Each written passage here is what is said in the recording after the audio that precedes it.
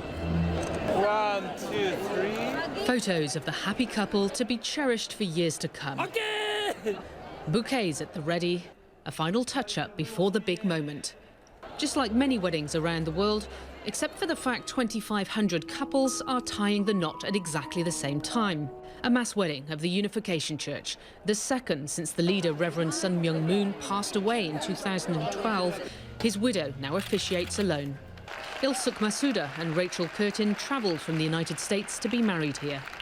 Both sets of parents had an arranged marriage through the church, exchanging vows in Madison Square Garden back in 1982.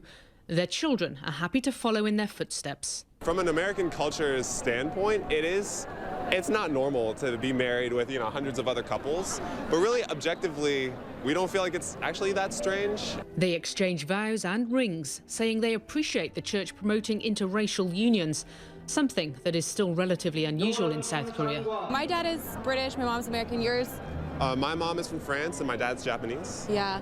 So it's kind of cool to see the cultures mix. But the religious movement created in 1954 does have its critics.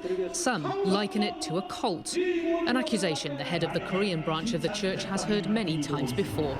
All religion, when it kicked off, went through difficulties, criticism and conflicts, he says. It was the same for Christianity, Buddhism and Islam. As time goes by, it will settle down in humanity.